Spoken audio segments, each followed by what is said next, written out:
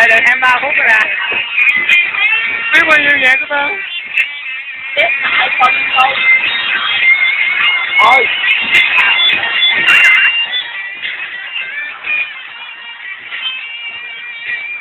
Hãy nắm tay nhau và tươi để cho những cơn gió bay xa. Hãy nắm tay nhau và tươi để cho ta mãi luôn bên nhau. Hãy hát lên đi và tươi để nụ cười sẽ luôn trên môi. Hãy hát lên đi và tươi để cho cuộc sống thêm bao niềm vui.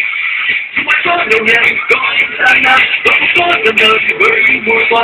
Hãy hiện tại hãy vững tin cùng nhau vượt qua điều đó. Và những bước chân đời sẽ vui hơn khi ta có bạn bè ta bên nhau cùng nhau vượt qua ngày cơn bão tố phong ba. Tình yêu sẽ luôn luôn còn mãi, tình bạn sẽ luôn luôn còn mãi. Để ta sẽ mãi mãi trước khi một đời thơ ấu dấu yêu. Một yêu bước đi từ nhỏ bé, ta sẽ giúp cho nhau suốt đời. Tình bạn sẽ mãi mãi không phải bạn ơi.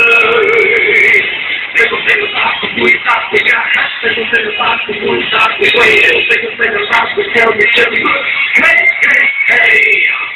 They gon' take a rock from we stop we got. They gon' take a rock from we stop we wait. They gon' take a rock from we tell me hey, hey, hey.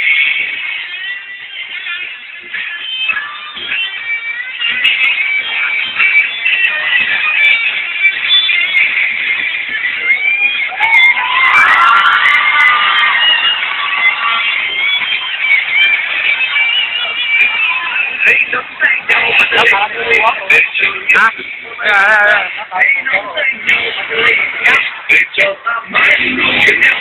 Hãy hát lên đi và tươi để nụ cười sẽ trên môi. Hãy hát lên đi và tươi để cho cuộc sống thêm bao niềm vui.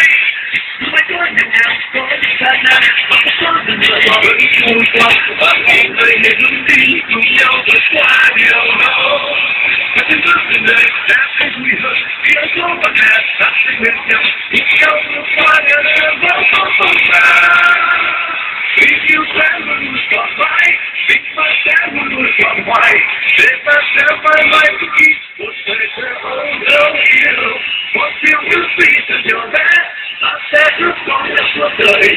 Tình bạn sẽ mãi mãi không phải bạn ơi. Tình yêu sẽ luôn luôn còn mãi, tình bạn sẽ luôn luôn còn hoài. Để ta sẽ mãi mãi trước khi một đời thơ ấu dấu yêu. Một yêu ước gì từ nhỏ bé, ta sẽ giúp con nhau suốt đời.